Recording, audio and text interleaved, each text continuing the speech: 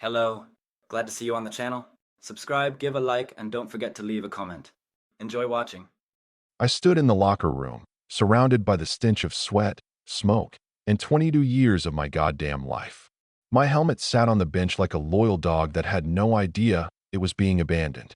The walls were the same dull concrete, the same dent in the locker from where someone punched it back in '03 when Carl Ramsey found out his pension was frozen. Nothing changed in here. Nothing, except me. Except the fact that in about 5 minutes, I was going to stop being a firefighter. Not because I wanted to. Because I was told, with a handshake and a bullshit smile, that the department needed fresh legs. The chief's office had always smelled like cheap coffee and overcompensating authority. Gregson sat behind his desk like a man who'd never pulled a body out of a burning attic, but liked to nod solemnly when you told him about it. His mustache was too neat for someone who ran a firehouse. "Jack," he said, with the tone of someone offering you a seat before stabbing you in the gut. "This isn't easy, but we're making some changes. We need someone younger in the field." I remember blinking. Just once. Just trying to process what he meant, though I already knew exactly what the hell he meant. It wasn't about performance. It wasn't about health. Hell, I'd outscored half the crew on the last physical. It was about budgets and politics and the shiny new recruits who looked good in social media posts. I'd become a relic in a place where the only thing that should have mattered was who could run into a fire and come back out alive, preferably carrying someone else. "You're benching me," I said, not asking. Stating. My voice came out flat. Not angry yet. That came later. Gregson shifted in his seat like his spine was made of jelly. "It's not a benching, Jack. It's a transition. You've had an amazing run. You're a legend around here. We just... Look, there's policy now. Age limits. Risk factors. You know how it is." "Yeah," I said, standing up slowly, deliberately, so I wouldn't put my fist through his framed certificate of leadership or whatever the hell that nonsense on the wall was. "I know how it is." I didn't slam the door. I didn't raise my voice. That would have made it too easy for them to say I went out bitter. I smiled instead. I walked down the hallway with my gear bag in one hand and dignity in the other. I nodded at the rookies who avoided my eyes and didn't know what to say. Rico was the only one who hugged me. He was older than me by 3 years, but somehow still there, still hanging on by a thread they hadn't yet decided to snip. As I stepped out into the sunlight, the alarm blared behind me. That long, low wail that used to hit me like adrenaline. Someone was in trouble. Someone needed help. Reflexively, I turned my head back. For a second, just one, I felt my legs twitch like they wanted to run. But I didn't. I stood there, watching the new kids scramble like ants kicked out of their hill. The last thing I saw before the garage doors slammed shut was a rookie. Name was Chase, I think, hopping into engine 2 without zipping his gear. First day on point. And I wasn't sure he even knew how to operate the aerial controls without fumbling. But hey, he was young. That's what mattered, right? That night, Donna made my favorite: meatloaf, mashed potatoes, and green beans with too much butter. She always thought food could fix things. I picked at it. She didn't push. "Not yet." "You okay?" she asked eventually. "No," I said. "But I will be. Eventually." She looked at me across the table. "You didn't deserve that, Jack." "I know." We watched the local news. Fire in a warehouse near the east side. A 3-alarm blaze. No details yet. I watched the smoke pour out from behind the anchor's shoulder like it was crawling out of the screen just to slap me across the face. I didn't even realize I'd balled my fists until Donna put her hand over mine. "What are you thinking?" she asked. "I'm thinking I hope they zip their damn coats up." And I meant it. I didn't want anyone hurt. I didn't want anyone dead. I just wanted someone to say what I couldn't say without sounding petty, that they'd made a mistake. That night, I barely slept. I kept thinking about all the things that didn't count when they pushed me out. All the moments you don't put on paper. The way you know when a floor is about to collapse just by the sound. The way you can read the fire's breath like a poker player reads a bluff. The instinct that only comes from running in a dozen times when everyone else ran out. But none of that matters on a spreadsheet. You know the worst part? It wasn't the insult. It was the indifference. They didn't even pretend to fight for me. I wasn't laid off. I was erased. Quietly. Politely. Like I was just part of the old paint job they were redoing. So let me ask you, what would you do if your boss stabbed you in the back like that? After 2 decades of blood, sweat, and goddamn fire? Would you walk away with grace? Or would you wait for the first spark and light a match of your own? I didn't know it then, But that spark had already landed. I just hadn't smelled the smoke yet. 3 days after I turned in my gear and walked out of Station 47, the house that had been my second home for 2 decades, I got the call, not from the department, of course, but from Rico, who still had the decency to call a man instead of just forwarding some damn news clip. It was mid-morning, and I was standing in the garage, holding a wrench and pretending like the busted carburetor on my '78 Bronco was the most important thing in the world. Even though my brain was still stuck in that moment when the station alarm screamed and I didn't move. "Jack," he said, his voice tight, like a rope stretched to the point of snapping. "It was bad. Warehouse over on 5th and Monroe. Old furniture joint. Place went up like it was soaked in gasoline. 1 fatality. 2 in the hospital. Rookie damn near fried himself trying to pull a ceiling he shouldn't have even been under." I didn't say anything at first because the words hit like bricks dropped on my chest, one after another, no time to breathe. I could picture the warehouse. I'd been through that district 100 times, maybe more. Hell, I remember doing a walkthrough in that exact building years ago, back when fire inspections still mattered more than city contracts. It was a maze inside, full of old cedar panels, stacked up like matchsticks, and a staircase that was rotting faster than the city budget. I knew the structure. I knew the danger.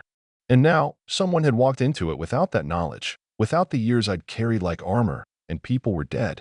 I leaned against the car, grease on my hands, and for the first time since I'd walked out of the firehouse, I felt useless. Not unemployed, useless. There's a difference. When you retire, you hope you're passing the torch to someone who's ready. But when you're shoved out, when they rip the torch from your hands just to cut a line item, that torch might end up burning the wrong person. What happened? I finally asked, already knowing the answer, already knowing that it didn't matter what excuse Gregson would float to the press. "Chase," Rico said, like that single word could sum up a tragedy. He panicked. Smoke started rolling faster than they expected. He missed the secondary collapse warning. Got trapped for 37 seconds before Jake pulled him out. By then, McMillan, you remember her? She'd gone in after him. She's in the burn unit. 2nd degree on her neck and back. They're saying she'll recover. The guy they couldn't pull out, he was a janitor doing overtime. Nobody even knew he was inside until it was too late. I didn't speak for a long time because every syllable in that sentence was another reminder that someone had played roulette with people's lives, betting that youth and budget cuts could replace grit and memory. And they'd lost. I spent the rest of that day walking. Just walking. Around the neighborhood. Down old roads. Past the diner where we used to eat after bad nights when the smoke wouldn't leave your lungs and the guilt clung to your skin. I kept thinking about that rookie, Chase. A kid with good intentions and zero experience. He probably thought he was ready. Thought adrenaline was the same thing as instinct. Thought that gear on his back made him invincible. And I couldn't even blame him. Not fully. Because someone put him there.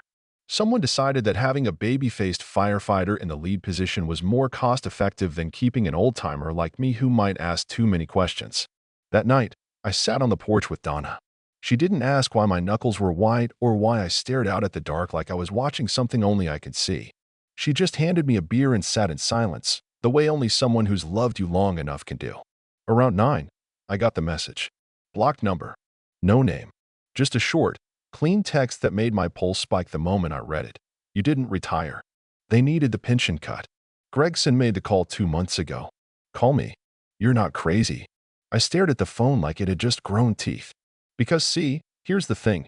I had felt crazy.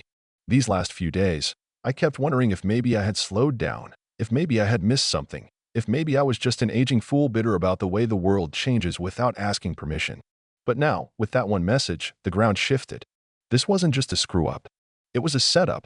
And that voice in my head, the one that's followed me into every fire and back out, it started whispering again. You were right.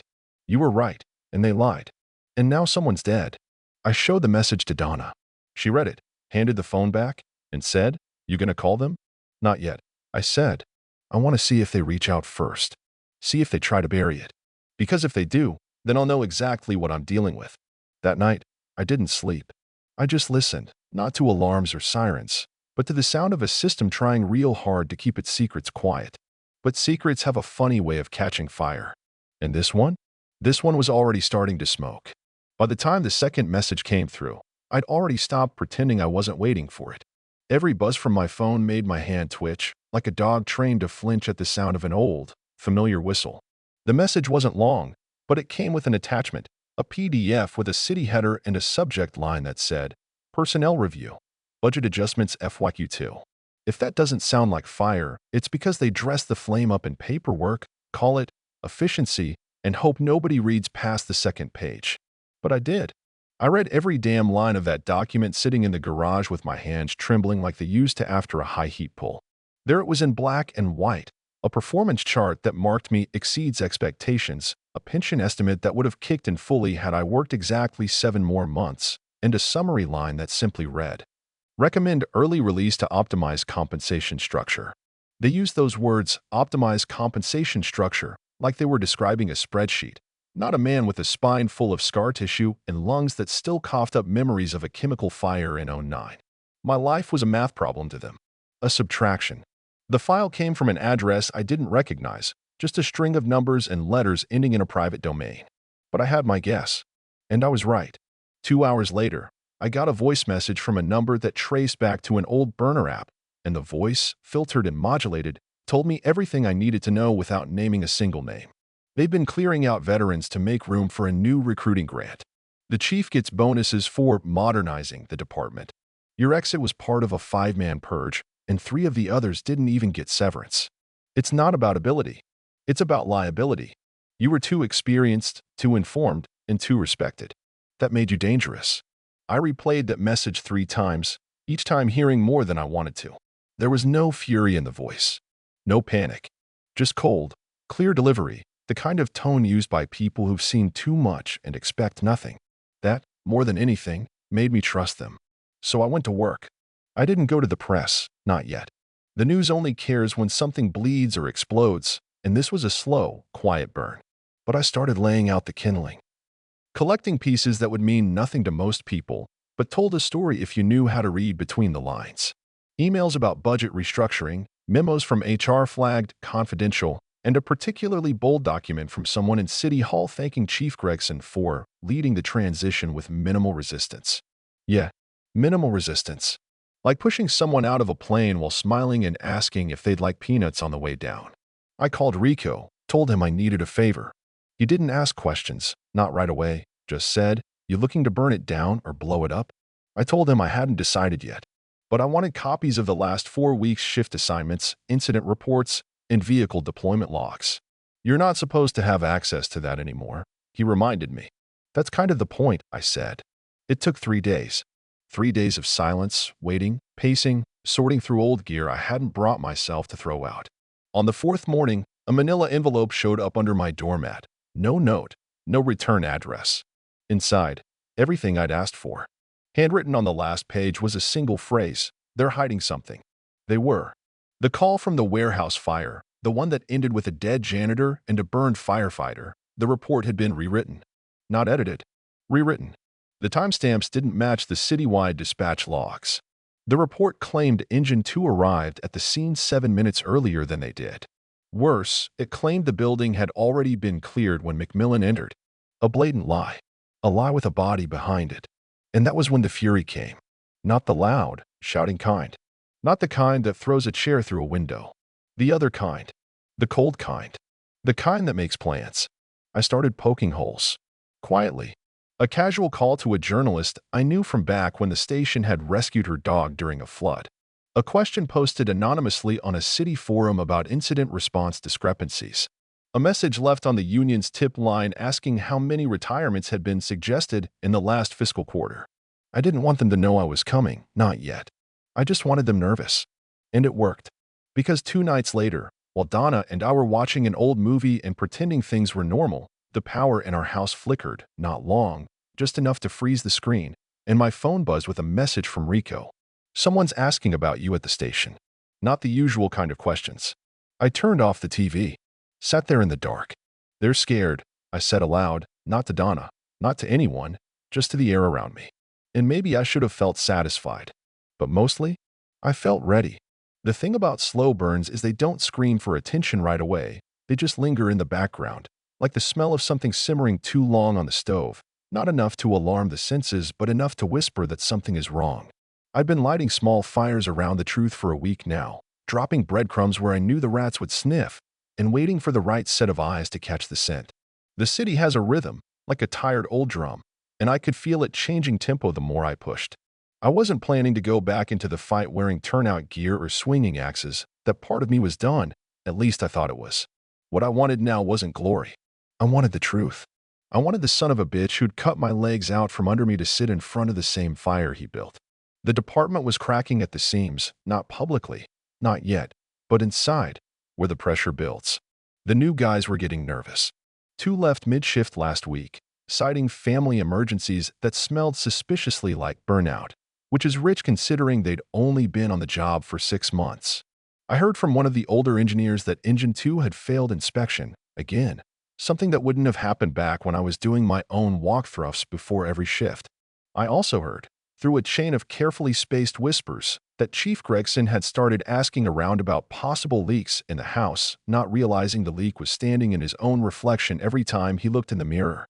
That's when the anonymous contact went dark. No more messages. No more files. No burner voicemails. Just silence. At first, I told myself it was fine, that they were probably just playing it smart, laying low while the smoke cleared a little. But the pit in my gut told me otherwise. So I did what I didn't want to do. I went back to Station 47. Not through the front, not in uniform, not as a firefighter, but as a ghost. I parked across the street and watched the shifts change, watched the new guys laugh too loud and try to look like they weren't scared. Rico saw me from the window and shot me a look. Not surprised, not angry, just tired.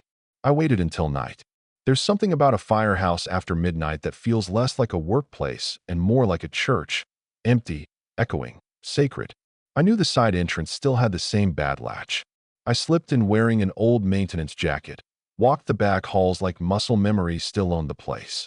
In the chief's office, nothing had changed. Still the certificates, still the photos of staged charity events where no one actually broke a sweat. But on the desk, something new. A folder marked Incident Audit, Priority Review. I didn't touch it. I just looked. Inside were photos, real ones this time. Unedited. Time-stamped. One of them showed McMillan entering the warehouse well after the time the official report claimed it was cleared. Another showed the fire blooming through the second floor at a rate that didn't match the heat maps they'd published. And worst of all, a page marked Do Not Circulate that described the janitor's presence on site as unauthorized and unregistered. In other words, he didn't exist in their system, so they didn't count him until his body was pulled out. I left that office with a calmness I hadn't felt in weeks.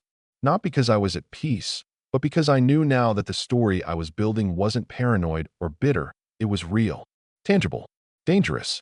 And someone up the chain had started realizing how visible it was becoming. The next night, I got a call. Not a text, not a voicemail. A real call, from a number I didn't recognize, but answered anyway. Matheson, the voice said, low, tight, scared. I can't talk long. I think they're onto me. It was the source, my ghost. The one who'd been feeding me everything. They've been scrubbing files, pulling paper from the offsite archive. I saw your name on a list. Internal security flagged you as a potential agitator. Whatever that means. It means I'm doing my job, I said. There was a pause, like maybe they were surprised I wasn't surprised. Then, you're not safe. They're not going to let this go quietly. I don't plan to go quietly, I said. Let them try. The line went dead. The next morning, I got the news. Another fire. Smaller this time. Duplex on Harlan Avenue. Accidental, supposedly. But this one was different. Because I was there. Not in any official capacity. I was nearby, running errands, trying to be normal for once. I saw the smoke before the sirens came. I reacted before I thought. By the time the engines rolled up, I had already pulled a 7-year-old girl out from the back stairwell. No gear. No mask. Just instinct and training that doesn't go away because someone signs your release form. They didn't thank me. They tried to ignore me. Tried to act like it hadn't happened. But someone had seen. A neighbor took a photo. Me carrying the girl out into the street, face blackened, arms trembling. That photo made it to a community board, then the local paper, then a blog that followed local firefighter news. The caption read, Retired veteran saves child while department delayed. And just like that, the spark caught wind. I had stayed quiet for as long as I could. But now the fire was everywhere. You can spend your whole life trying to do things the right way, the honest, quiet, respectable way, and still end up with a boot in your back and the door slamming shut behind you. That's something they never tell you when you're young and full of fire. Thinking loyalty's worth its weight in gold. Thinking if you show up early and leave late and bleed a little when it counts, the system will take care of you. What a joke. What a goddamn joke. I gave them 22 years, and they gave me a pat on the back and a silent shove into the dark. But the thing about darkness is, after a while, your eyes adjust, and you start to see things they thought you'd never notice. It was a Wednesday when it happened. Late afternoon. One of those dry, sharp-edged days where the air feels like it's holding its breath. I was out in the shed, sorting through boxes of old tools I'd been meaning to sell, when my phone rang. The voice on the other end was panicked, low, clipped by adrenaline. "Warehouse on Clyburn and 8th, Rico said. No small talk. Fully involved. 5 guys inside. Chief's on scene. It's bad. Real bad." I didn't even hang up the call. I just dropped the phone, grabbed the bag I hadn't touched since the day I left, and ran. I didn't think about the politics, or the risks, or the fact that I technically wasn't allowed to touch a fire hose, let alone show up at an active scene. I thought about the layout of that neighborhood, the old industrial buildings they never upgraded, the way the wind could whip through those alleys and turn a smolder into a nightmare in seconds. I thought about who was inside. I thought about the fact that Gregson was there. Clyburn and 8th was chaos when I arrived, smoke thick enough to blind, sirens screaming, hoses tangled like snakes at the feet of men who didn't look old enough to rent a car. The fire was eating the roof like it was made of sugar. One of the ladders was stuck, twisted at an angle that made my stomach clench. Someone had screwed up the deployment sequence. I could hear shouting from inside, frantic, muffled. Not all of them had made it out. I didn't ask permission. I didn't wait. I walked straight past the line like I still belonged there, because screw it, I did. A young officer stepped in front of me, hand raised. "Sir, you can't be here." "I'm not asking," I said, pushing past him. Nobody stopped me after that. Maybe they knew who I was. Maybe they didn't. Maybe they were just too overwhelmed to question a man who moved like he knew exactly what he was doing. I grabbed gear off the nearest truck. It didn't fit right, but it fit enough, and went in through the east access, the only entrance not yet collapsed. The heat hit me like a fist. My lungs seized, my vision narrowed, but I kept going. I followed the sound of shouting, a voice I hadn't heard in weeks, Gregson. He was pinned under a collapsed beam, coughing, bleeding from the scalp, his face streaked with soot and fear. The look he gave me when he saw me, it was something between disbelief and shame. I didn't speak. I didn't have to. I got to work. The ceiling above us groaned like an old man on his last breath. I lifted the beam with what strength I had left, just enough to drag him out from under it. He tried to speak. I cut him off. "Save it." We made it out 30 seconds before the whole section caved in. The blast of heat behind us was enough to knock us both to our knees. But we were alive. They pulled Gregson away to medical while I sat on the curb, peeling off the gear that didn't feel like mine anymore, heart pounding like I'd just robbed God himself. Reporters were already there, snapping photos, shoving microphones toward anyone who looked like they had a story. I didn't give them one. I just sat in the shadow of the engine, catching my breath. Later that night, the headlines lit up like a Christmas tree. Retired firefighter pulls chief from blaze, whistleblower hero returns to fireground, veteran saves man who fired him. The irony didn't escape me. Neither did the satisfaction. They couldn't bury the truth anymore. Not with the photos, not with the video someone had taken of me hauling Gregson out by the collar like a sack of potatoes. And maybe that was never the plan. Maybe I didn't want revenge in the way people usually mean it. I didn't want to see Gregson punished, exactly. I wanted him to understand what he threw away. I wanted the whole damn department to see the difference between cutting fat and cutting heart. There were meetings after that. Inquiries. The city opened an investigation. Policy review, they called it. A nice little euphemism for, we got caught doing something dirty. Gregson offered to step down pending review, but we both knew he was done. They couldn't keep him after what came out. Not after the emails surfaced. Not after the budget documents I'd anonymously dropped on the mayor's desk. The fallout came slow and ugly, like a building demolition where the charges misfire and the walls sag instead of fall clean. They offered me a consulting role. I said no. They offered me an apology. I said nothing. Because here's the truth they still didn't get. I didn't do it to be welcomed back. I didn't do it to be a hero. I did it because when the fire comes, you run in. Not for politics. Not for legacy. For people. For the ones who can't run out. That's what I was trained to do. That's who I am. Now, some folks say I should have let Gregson burn. Let the fire sort out justice. But I'm not that man. Not yet. Anyway. I don't believe in letting fire do my work for me. Fire's just chaos with no conscience. I needed him alive to see it all fall apart. The story didn't end that day. It just changed direction. Because now people knew the truth. And me? I went home, cracked a beer, and watched the news in silence. Maybe I saved a life. Maybe I lit a match. Either way, the fire's still burning. A month passed, maybe a little more, before I finally took the box off the top shelf in the garage, the one with my patches, my old station shirt, the department coins they handed out after big calls, and that photo of the crew standing in front of engine 2 back when it still smelled like new paint and we still thought we had forever. I didn't open it, not at first. Just held it in my lap like it might still be warm, like it might still mean something more than what it had become. Memories packed tight into cardboard, sealed by a silence I never asked for. The news cycle had moved on. Gregson resigned quietly, with a statement full of words like reflection and forward progress that made me want to punch a hole in the drywall. No mention of the cover-ups, no mention of the men and women he gutted for bonuses. Just a calm little retirement parade in his honor, a handshake, a plaque, a staged photograph for the city newsletter. That's how these things end when you play the game well enough, even if you set the damn board on fire. They never mentioned me in the official statements. Not once. Which, honestly, was fine by me. I never did this for headlines or parades or shiny little medals they hand you with one hand while cutting your benefits with the other. I did it because I couldn't sleep knowing what I knew. I did it because I still heard that damn alarm bell in my head every time I closed my eyes, and not answering it felt like betrayal. I'd been a lot of things in this life, but never a coward. And I wasn't about to start now. Rico came by last week. Brought beers, didn't ask, just showed up like men do when words aren't necessary. We sat out back, watching the sun drag its heels across the fence line, both of us quiet until the silence got heavy enough to break. "You still think about going back?" he asked, not turning his head. "I think about a lot of things," I said. "Going back's just one of them." He nodded like he understood, which he did. He told me the department was different now. Shaken up. A few resignations, some internal transfers, and the real kicker, they brought in a civilian ethics investigator for the first time in department history.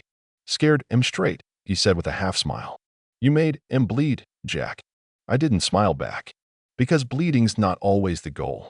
Sometimes the wound's too deep to patch, and you just end up watching it drain out slow, wondering if anything good comes next. I asked him about the rookies. Chase, the kid who nearly got himself killed in the warehouse, had stayed on. Was getting better. Asked questions now. Listened more. Maybe he'd make it. Maybe not. Firefighting doesn't give a damn about your learning curve. It just takes what it wants, when it wants it, and you either keep up or it buries you. Donna came out later and sat with us, passed out sandwiches, and pretended not to worry about how quiet I'd been lately. She knows me too well to push, knows there's some smoke that doesn't clear just because the fire's out. There are things you carry long after the gear's been hung up for good. The smell, the sounds, the weight of all the things you couldn't stop. You carry them like scars on the inside of your ribs, where no one can see, but you feel them every time you take a deep breath. They offered me another job. Not in the field, but a desk, some kind of public liaison crap, where I'd smile for the cameras and answer questions from bored reporters about fire safety awareness. I said no. I'd had enough of politics dressed up like duty. Enough of men who never ran into a burning room telling the ones who did how to hold the damn hose. What I wanted now wasn't a job. It was peace, or something close to it.